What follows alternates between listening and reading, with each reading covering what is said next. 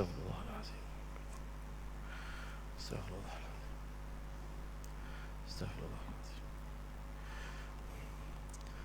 A'udzubillahi as-sami'il 'alim minasyaitonir rajim. Bismillahirrahmanirrahim. Alhamdulillahi rabbil alamin. Wassalatu wassalamu ala asyrafil anbiya'i wal mursalin wa ala alihi wa sahbihi ajma'in. Subhanaka la ilma lana illa ma 'allamtana innaka antal alimul hakim. Rabbi shrah li sadri wa yassir li amri wahlul 'uqdatam min lisani yafqahu qawli. Nawaitu ta'alluma wa ta'lim wa tadhakkura wa tadhkir wan naf'a wal intifa' wal ifadata wal istifadah wal hath 'ala tamassuki bi kitabillahi wa sunnati rasulih wad du'a ila al huda wad dalalata 'ala al khair ibtigha'a wajhillahi wa mardatihi wa qurbihi wa thawabih. Allahumma aghnina bil ilmi wa zayyinna bil hilmi wa akrimna bit taqwa wa jammilna bil afiyah.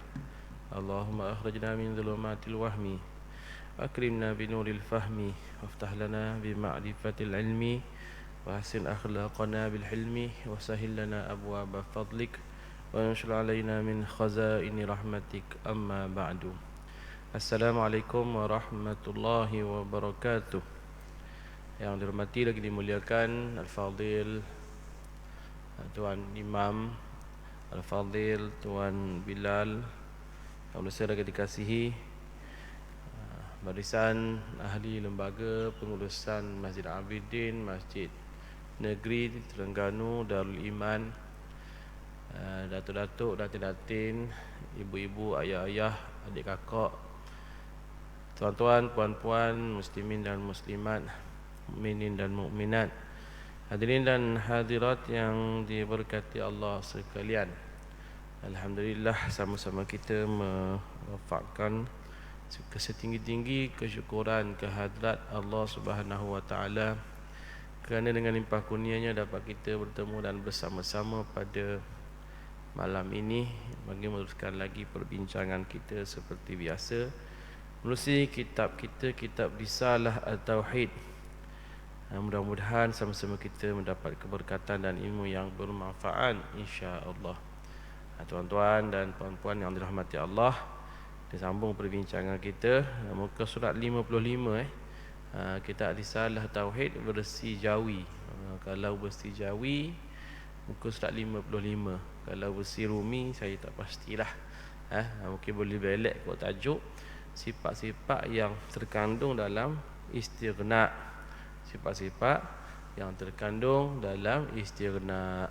Baik, muslimin yang muslimat, tuan-tuan dan puan-puan rahimakumullah, kita sambung perbincangan kita. Bismillahirrahmanirrahim. Qala al-muallif rahimahullahu taala wa nafa'na bi ulumihi fid dharain. Amin ya rabbal alamin. Sifat-sifat yang terkandung dalam istighna. Apa dia? Iaitu wujud, qidam, baqa, mukhalafatuhu lil hawadith, qiyamuhu bi nafsih, sama' basar kalam. Kemudian kaunuhu sami'an, kaunuhu basiran, dan kaunuhu mutakalliman. Jadi sebelah sifat yang terkandung dalam sifat dalam bahagian istighna. Kerana jika Tuhan tidak bersifat dengan sebelah sifat yang tersebut itu, nescaya Tuhan tiada kaya daripada yang lain. Kerana jika ia Tuhan tiada bersifat dengan wujud, qidam, baqa dan mukhalafatul hawadis, lazim membawa kepada Tuhan berkehendak kepada yang menjadikan dia. Jika tiada bersifat dengan qiyamuhu binafsihi, lazim membawa kepada tempat berdiri. Dan jika tiada bersifat dengan sama' basar dan kalam, kaunuhu sami'an basiran, dan kaunuhu mutakalliman, lazim berkehendak kepada yang menolak kekurangannya. Baik, tuan-tuan yang dirahmati Allah sekalian, jadi 20 sifat kita, ketuhanan kita akui dengan kita mengucap syahadah, la ilaha illallah, tiada Tuhan yang berhak disembah dengan sebenar-benarnya illa melainkan Allah. Okey, la ma'budu bihaqqin illallah, tidak ada Tuhan yang berhak yang disembah, berhak disembah dengan sebenar-benarnya melainkan Allah. Jadi Tuhan mana yang berhak disembah? Allah Ta'ala ni, maknanya tak ada Tuhan yang berhak disembah dengan sebenar melainkan Allah. Jadi Allah sahaja Tuhan yang berhak disembah dengan sebenar-benarnya.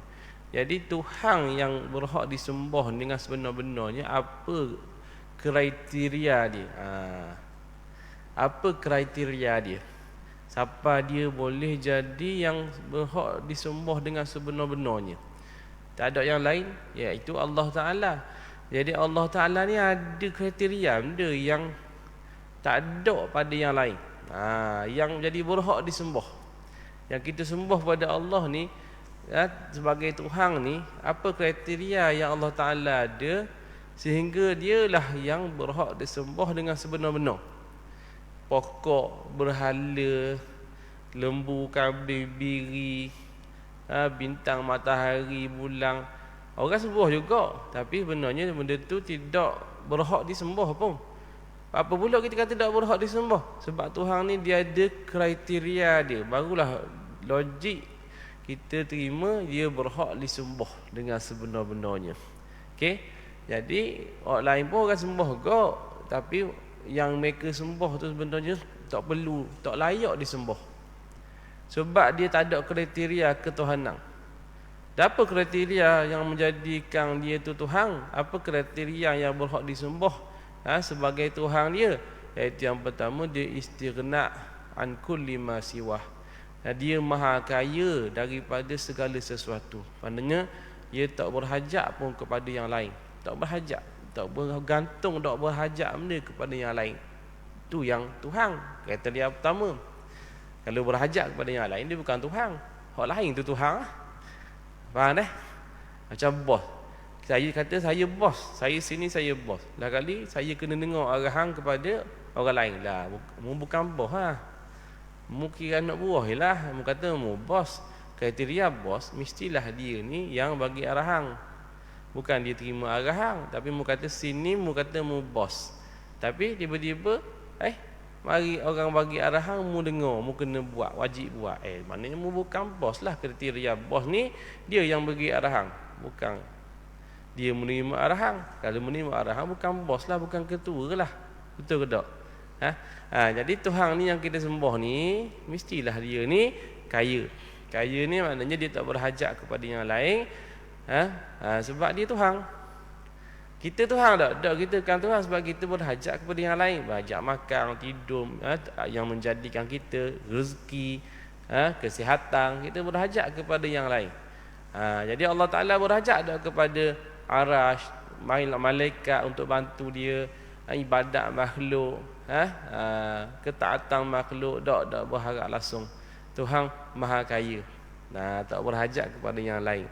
Maka itu satu kriteria ketuhanan. Lagi ada lagi tak? Ada. Yang keduanya, iftiqaru ilaihi kullu ma siwah, iaitu berhajat yang lain kepada dia. Maknanya sebab dia Tuhan, maka yang lain berhajat kepada dia. Maknanya adanya manusia kerana manusia diciptakan oleh dia.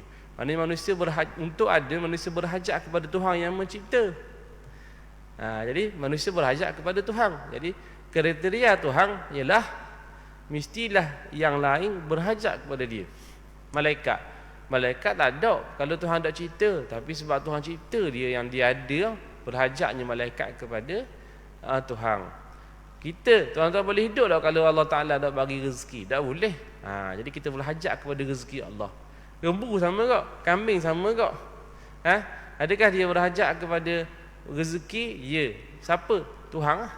Jadi kriteria kedua ialah iftiqaru ilaih, maknanya berhajat yang lain kepada dia.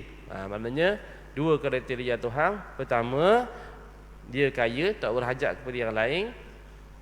Yang lain berhajat kepada dia. Itu baru Tuhan. Contoh, kalau orang kata, kenapa tak sembah berhala? Berhala kan Tuhan. Kita kena jawab akademik lah. Jangan jawab kasar. Kita kata, betul ke dia Tuhan? Orang bukan Islam, dia jahil. Jadi, dia sembah berhala. Ataupun dia bukan orang asli, dia mungkin tak terdedah kepada maklumat, dia sembah berhala, patung. Maka dia tanya kita pula, apa tak sembah berhala? Sembahlah berhala, orang pakai sembah belaka ni. Kita kata, buat apa sembah berhala? Dia kata kena sembah ke Tuhan, kan berhala kan Tuhan, kata dia orang kafir tu. Kita kata, apa pula dia Tuhan? Apa yang dia ada sampai jadi Tuhan? Tuhan-Tuhan ni mestilah dia ni maha kaya, dia bagi segala-galanya ke orang, dan orang lain pun akan minta hajat ke dia. Dan berhala yang mu sembah ni, dia berhajat tak kepadamu? Berhajat lah apa? Kalau kita tak buat dia, kita tak bina berhala, tak ada lah dia. Maka berhala tu berhajat kepada orang untuk buat dia. Maka hilang dah kriteria ketuhanan pada berhala, maka tak layak disembah dan dia bukan Tuhan. Faham tak? Okey. Dan mu berhajat kepada berhala tu. Dok.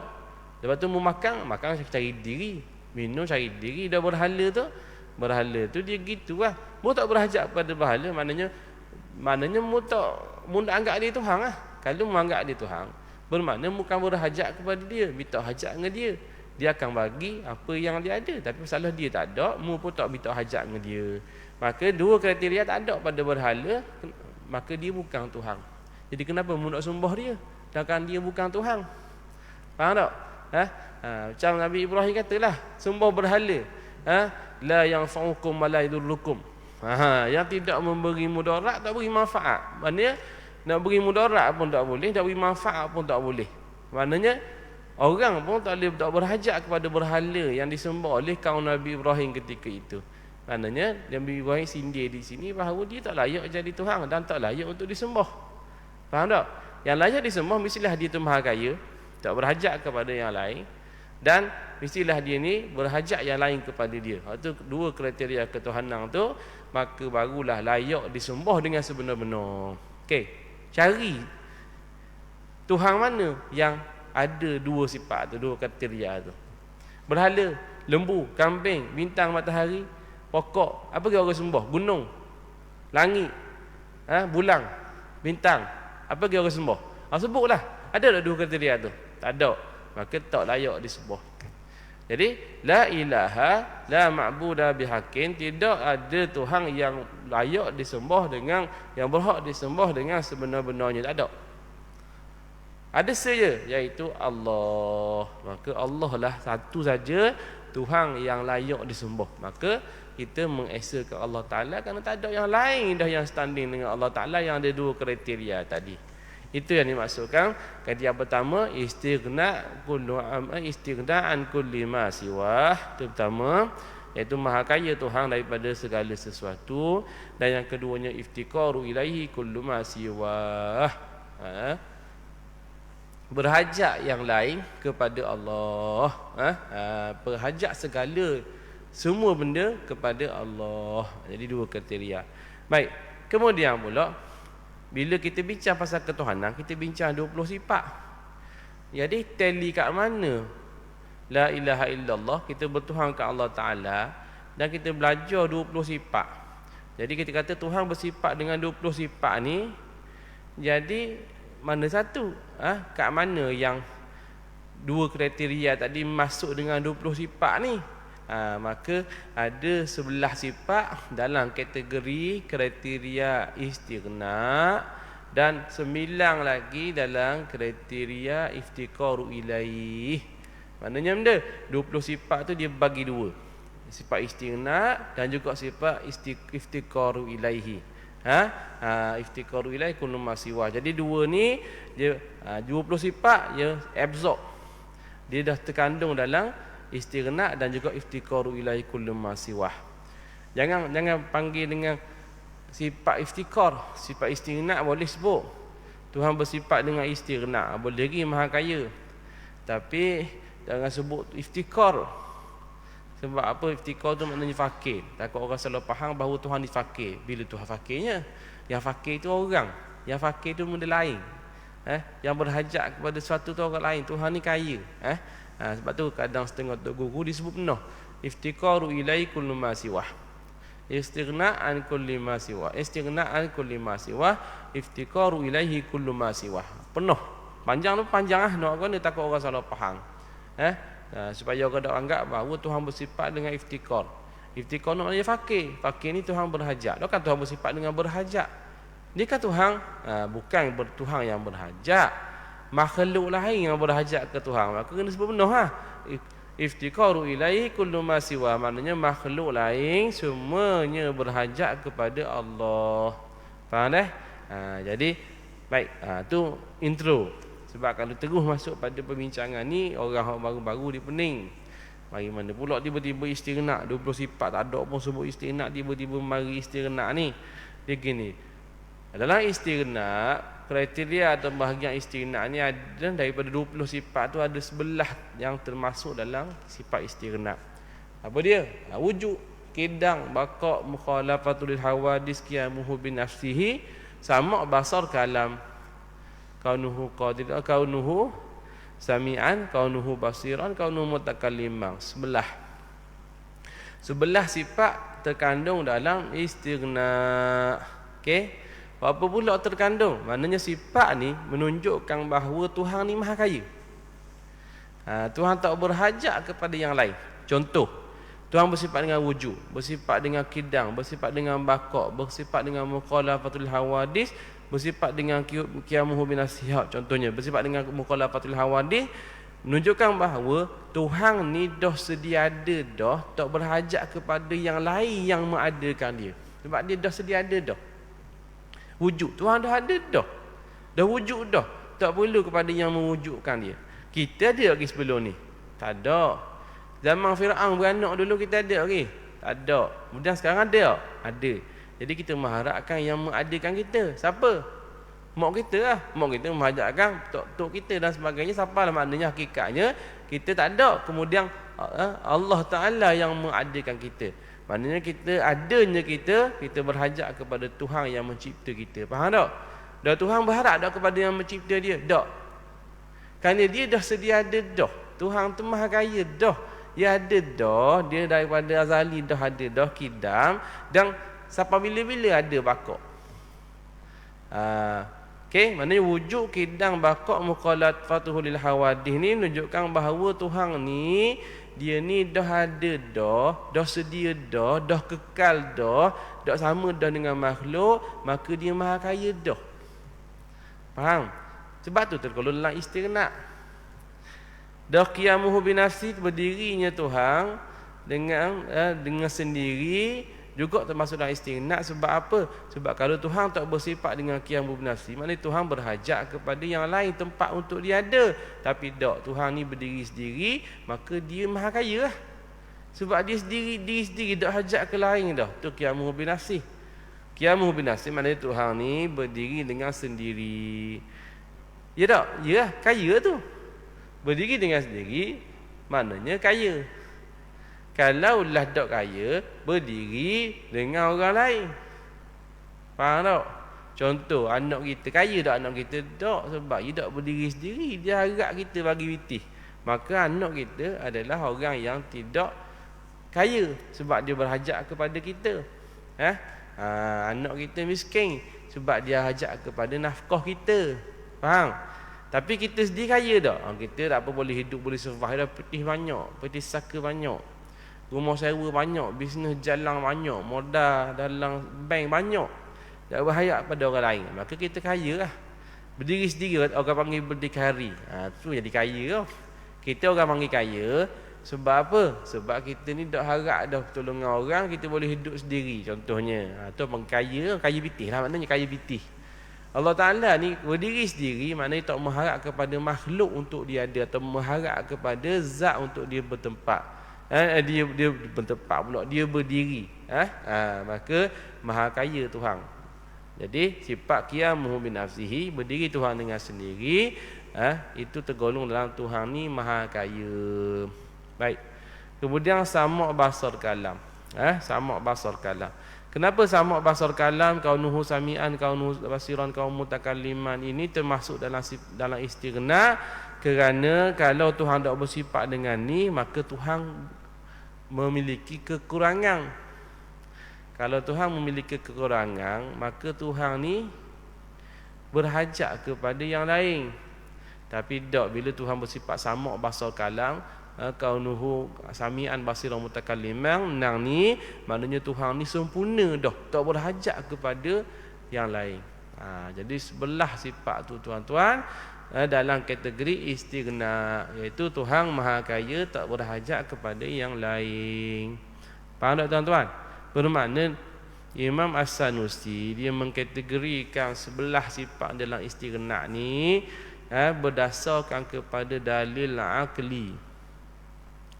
Macam mana dia boleh masuk ni sebelah ni dalam istighna, 9 lagi masuk dalam iftiqaru ilaihi? Macam mana dia boleh masuk? Dia ambil kat mana? Dia ambil dekat dalil akal. Itu dalil akal, wujud, kidang, baqa', mukhalafatul hawadis, qiyamu bi nafsihi, sama' basar kalam, kaunuhu sami'an, kaunuhu basiran, kaunuhu mutakalliman.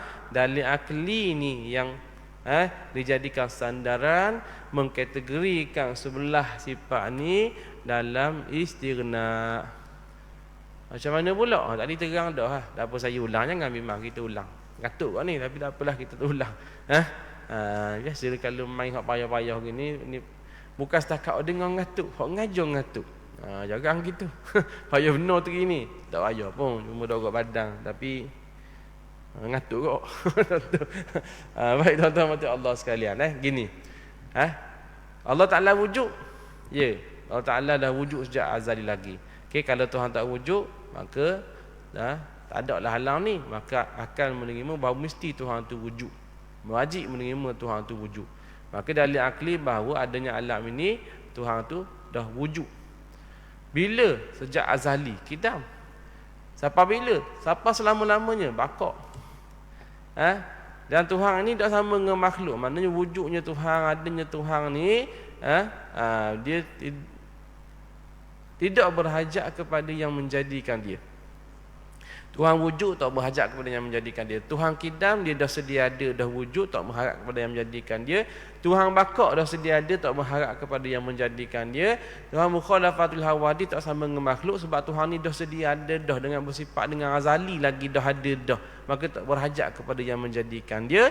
Maka bila tak berhajat kepada yang menjadikan dia, makanya Tuhan maha kaya. Itu maksud dia. Dia bercandakan kepada dalil akli. Jadi masuk dalam kategori sifat istighna. Tak apa tuan-tuan, jangan bimbang. Memang ni barang ni kalau tak baca kitab Sanusi tak jumpa. Sebab yang melakukan pembahagian ni ialah orang yang pertamanya yang inisiatif pembahagian istighna dengan iftiqaru ilaih ni ialah Imam Sanusi tu sendiri. Memasukkan 20 sifat yang kita belajar ke dalam dua bahagian ni, 11 9. Okey. Jadi kalau tak jumpa sebelum ni, tak apalah. Tapi kita baca kitab Imam Sanusi, kita akan jumpa insya-Allah. Ni inisiatif yang satu orang panggil inovasi daripada Imam Sanusi dalam menghuraikan akidah. Menghuraikan dalil akidah. Okey, baik. Tuan-tuan mati Allah sekalian, selesai. Satu lagi salah tinggal sebut tadi. Sama' basar kalam. Itu dah sama basar. Betul dah, tak tinggal dah. Sama' basar kalam, mutakalliman, sami'an basiran mutakalliman. Cukup sebelah. Baik. Kemudian 3 sifat lagi masuk dalam istighna.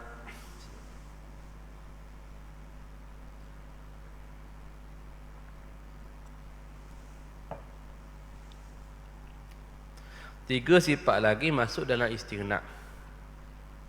Selain daripada 11 sifat-sifat yang tersebut, ada 3 sifat lagi termasuk dalam istighna, iaitu tadi 11 kan? Ada 3 lagi. Yang pertama, maha suci Tuhan daripada mengambil faedah pada perbuatan dan hukumnya. Okey.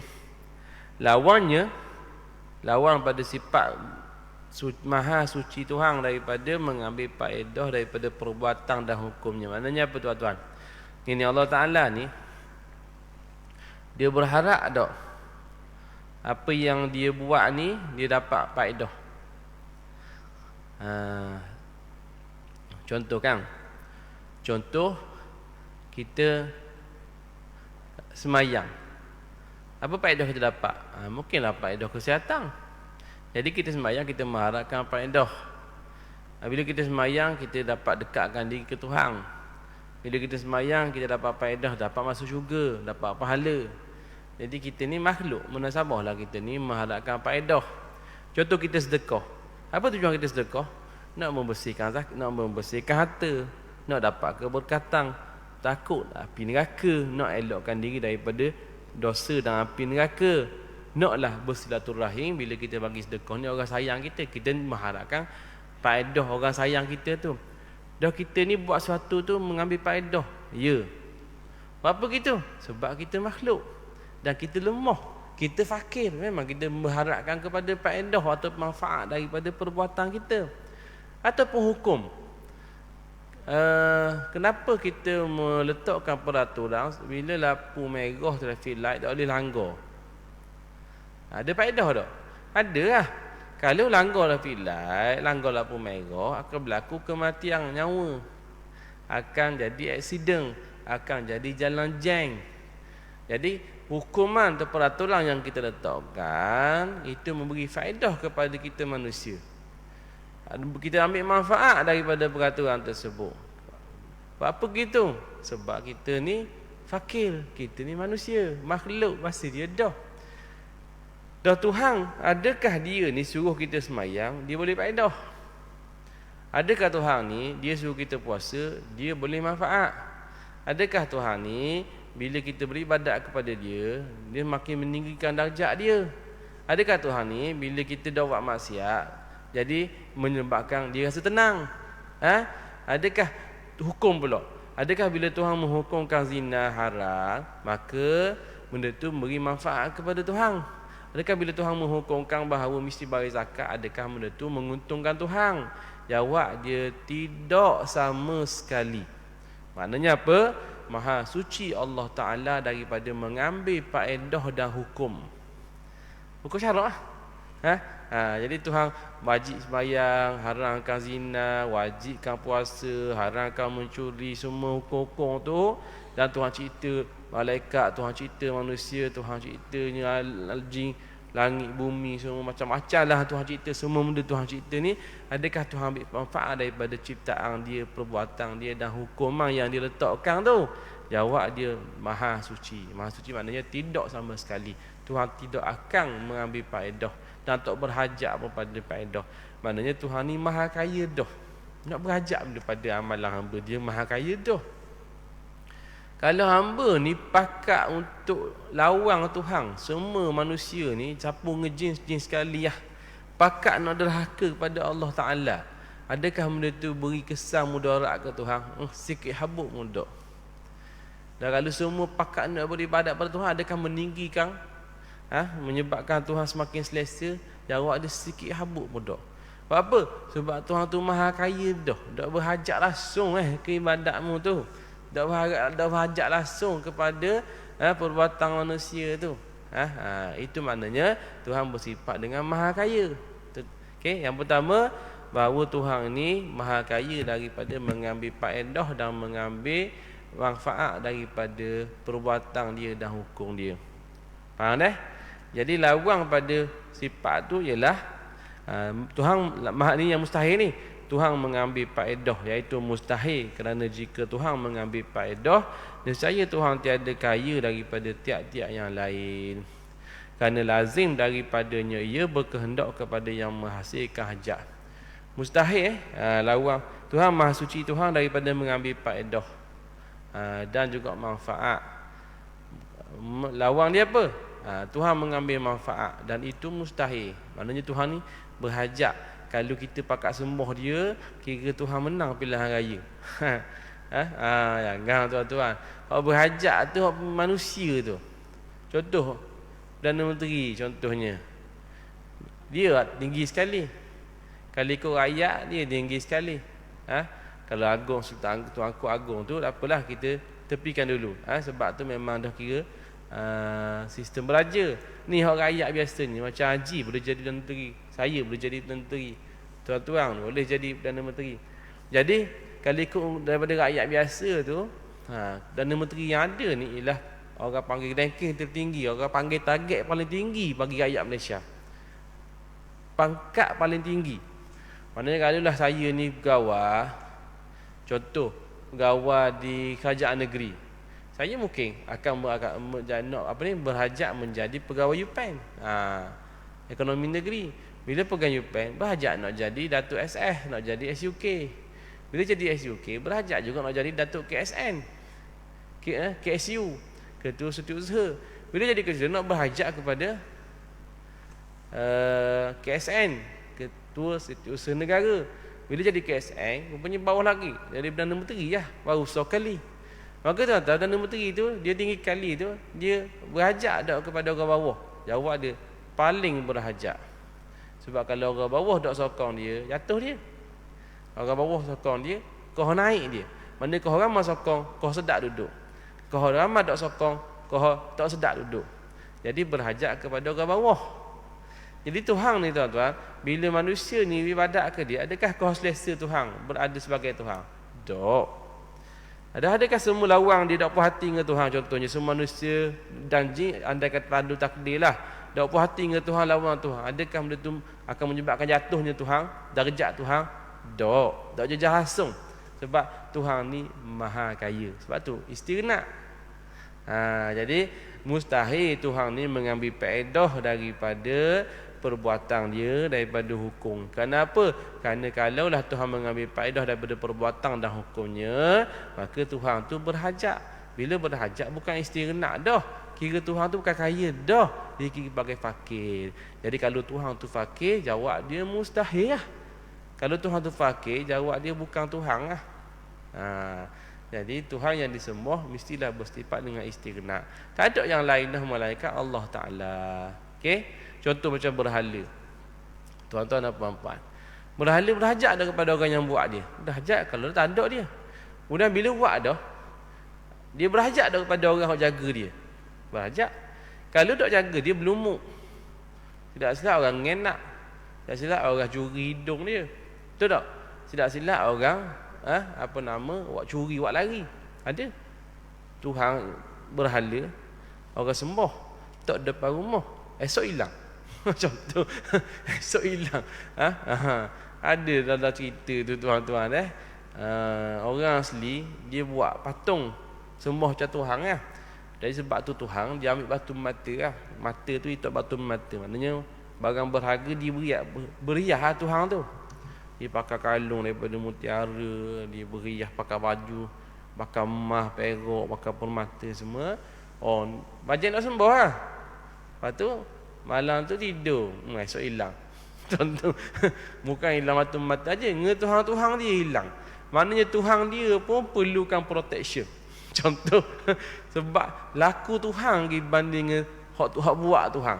Maknanya tu Tuhan tu berhajat kepada yang lain. Jawab dia tu bukan benar-benar Tuhan. Makanya yang musembah tu ialah bukan Tuhan, salah. Tersalah sembah. Sebab yang berhak disembah ialah yang maha kaya. Maka Allah Ta'ala ni tuan-tuan yang kita sembah bersifat dengan istighna, maha kaya, tak mengambil faedah, tak mengambil manfaat daripada perbuatan dia, daripada hukum hakam yang Allah Ta'ala tetapkan. Kerana dia maha kaya, itu panggil istighna. Baik, itu yang pertama. Ada 3 tambahan. Yang kedua, tiada wajib Tuhan memperbuat mungkin atau meninggalkan daripada memperbuatkan dia. Mungkin ni makhluk lah. Maknanya kayanya Tuhan tidak wajib untuk buat makhluk.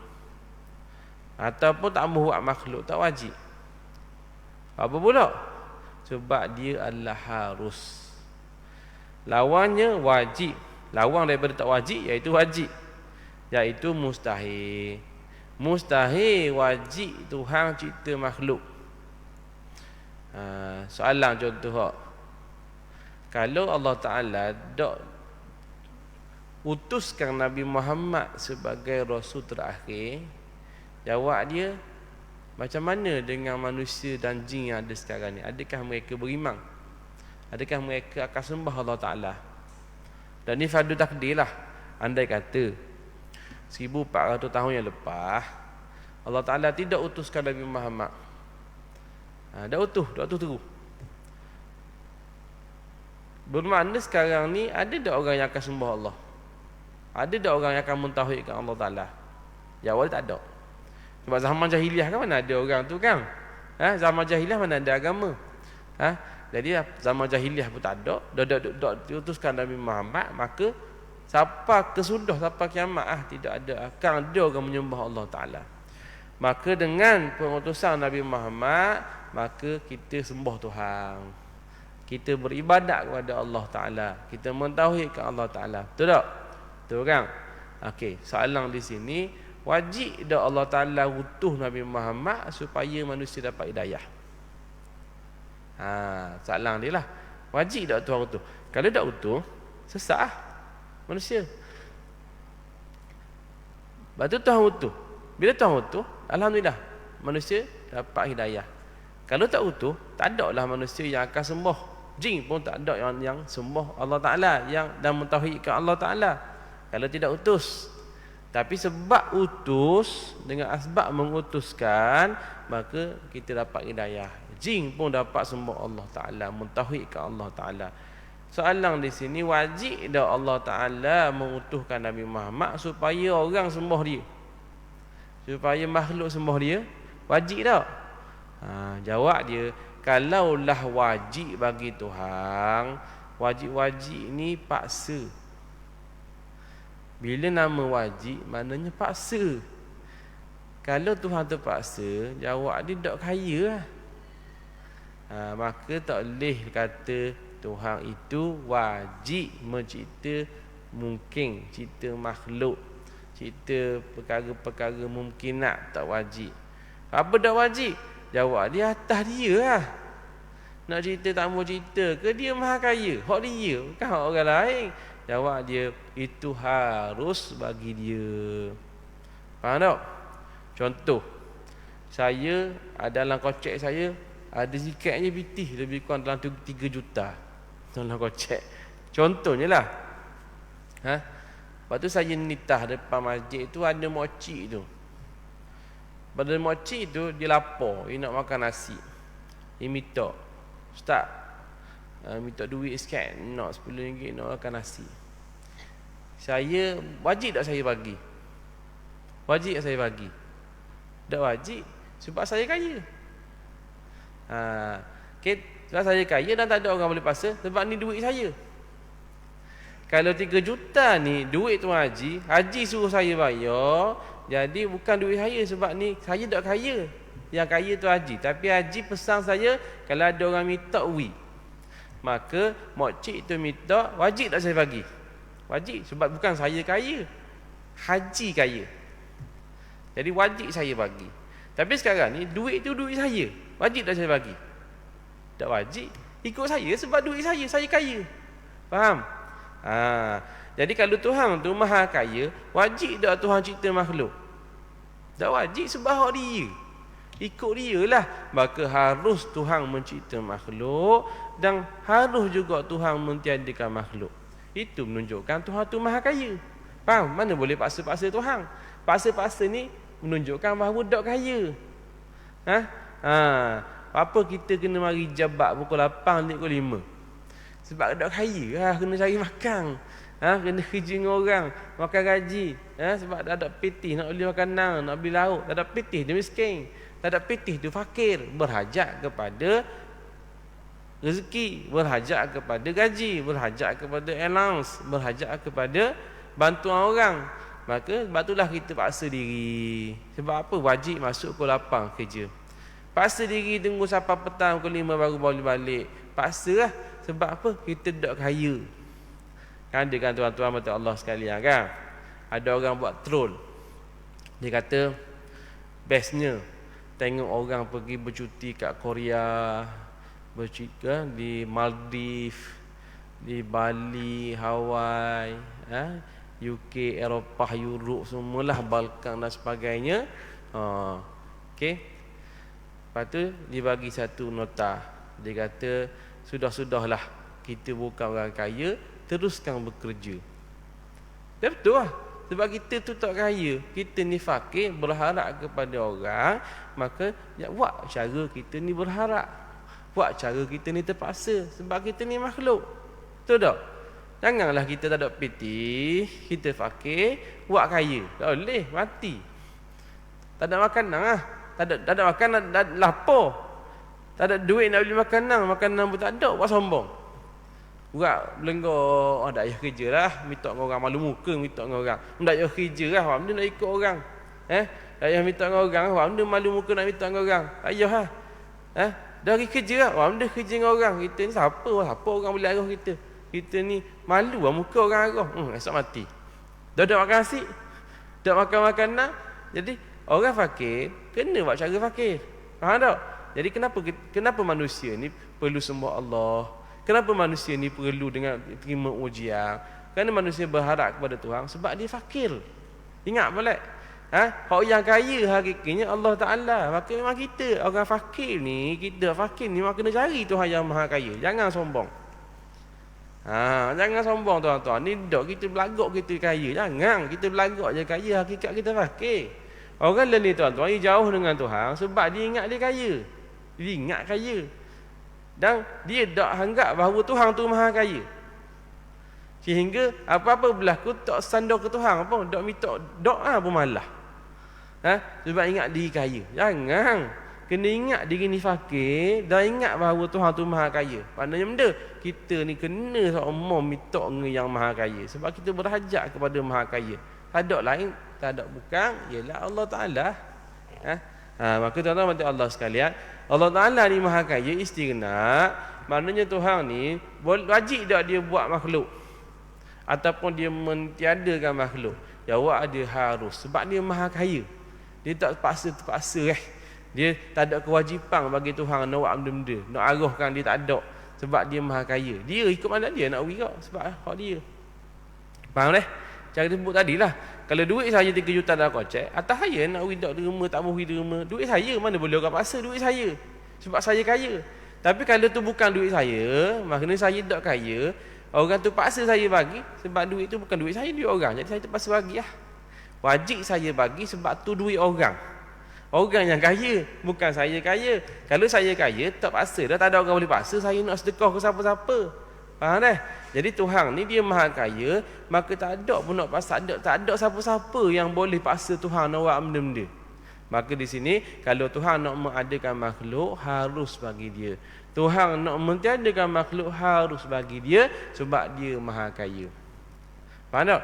Maknanya Tuhan beri kita rezeki sebab apa? Sebab Tuhan wajib ke Tuhan beri rezeki kepada kita? Tak, sebab dia maha mengurniakan. Dan Tuhan beri kita anak, beri kita isteri sebab Tuhan ni maha pemurah. Bukan Tuhan terpaksa bagi, tak. Tuhan kerana Tuhan ni pemurah, Tuhan ni maha kaya, kerana Tuhan ni sangat memberi, maha memberi, maha mengurniakan, maka dia beri kita anak, dia beri kita rumah, dia beri kita rezeki, beri kita sihat dan sebagainya, sebab dia maha kaya. Tak wajib pun Tuhan nak beri kita, tak wajib pun Tuhan tak beri kita. Faham tak? Itu panggil istighnaq. Tu bila kita ngaji tauhid ni, dia kena masuk sekali dengan, dia masuk lalu dengan tasawuf. Ada padang tu. Ikutlah. Dah. Okey, maknanya itu sifat yang kedua yang masuk dalam istighnaq. Okey. Wallahu ta'ala a'la wa a'lam. Bismillahirrahmanirrahim. Allahumma anfa'na bima 'allamtana wa 'allimna bima yanfa'una, rabbana zidna ilma warzuqna fahma. Rabbana atina fid dunya hasanah fil akhirati hasanah wa qina adzabannar. Sallallahu alaihi wasallam Muhammad wa ala alihi wasallam. Alhamdulillahirabbil alamin. Aqulu qouli hadza astaghfirullahal azim li wa lakum. Wassalamualaikum warahmatullahi wabarakatuh.